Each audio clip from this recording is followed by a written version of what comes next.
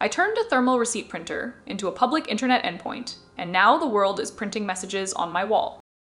Welcome back to ForgeStacx. Today we are looking at a project that takes the concept of self-hosting and pushes it just far enough into the absurd to be delightful. The premise is simple, but the execution is elegant. Someone took a standard USB thermal receipt printer and connected it to the internet. The result is a live endpoint where anyone can send a short message. And it physically prints out on paper in real time. It is not just a novelty, it is a functional demonstration of how easy it is to bridge the digital and physical worlds using open source tools. The project is called POSPRINT, and it was built to give a USB-only printer a proper IP address so it can receive commands from anywhere. The hardware foundation for this project is surprisingly lightweight. The developer runs the service inside an LXC container on a Proxmox server. This is a common setup for home lab enthusiasts who want to isolate services without the overhead of full virtual machines.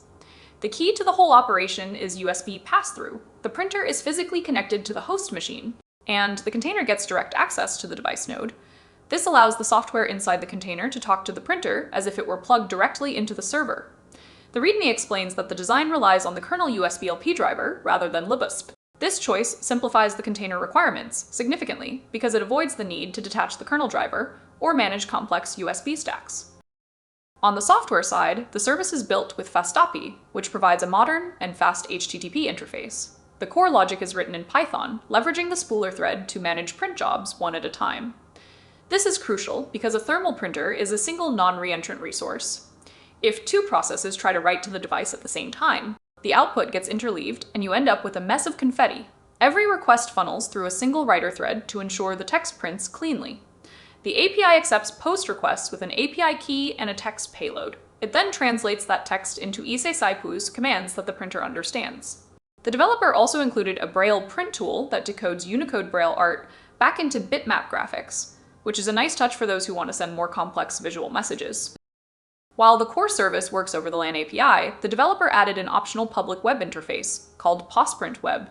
This is what allows strangers on the internet to print messages. The web page proxies request to the internal service, which keeps the API key secure inside the container. The interface is minimal. It asks for your message and your name, which is optional. There is a strict limit of 500 characters per message. This limit helps prevent abuse and keeps the output manageable. The printer logs every message with a timestamp and an IP address, so the owner can track who is sending what. The README explicitly warns users not to send anything they would not want on their wall, which is a pretty good rule for any public internet endpoint. There is a subtle but important technical detail regarding the USB pass-through. The developer binds the entire dev USB directory rather than just the specific LP0 node. This allows new nodes to appear live if the printer is replugged, avoiding stale mount issues. However, binding the directory means the container has broader access to USB devices than just the printer. The API key used to unlock raw ESC commands also controls the cache drawer. This means the key has significant power. If that key is exposed to the internet without proper rate limiting or authentication, someone could trigger the cache drawer to open or send raw commands that could damage the printer. The developer notes that the LAN-only API key should never be exposed to the internet, which is a critical security boundary for anyone trying to replicate this setup. The community reaction to this project was immediate and chaotic. The developer put the endpoint out there and soon found themselves dealing with over 700 messages. The top comments on the original post show a mix of appreciation and amusement. One user pinned a comment saying this is the thread for all the posts they sent, as long as they could keep up. Another user simply posted a link to an image of their printed message with the words "thank you." The most popular submission seems to be a sandwich order, which is a classic internet meme format. The developer had to reset the printer limit multiple times and even ran out of paper, which is a very human problem for a digital project. The engagement was so high that the developer had to put the printer to sleep to catch their breath. So why does this matter to us as developers and home labbers?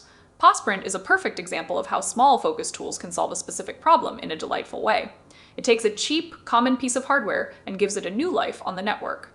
The code is clean, the documentation is thorough, and the design decisions are well explained. It shows that you do not need a complex cloud infrastructure to bridge the physical and digital worlds. You just need a Raspberry Pi or a Proxmox box, a USB printer, and a little bit of Python. It is a reminder that self-hosting is not just about utility, it is about fun and creativity. If you have an old printer lying around, this might be the project that makes it useful again. Thanks for watching. If you enjoyed this deep dive into POSPRINT, check the description for the GitHub link, drop a comment with your favorite printed message. See you next time.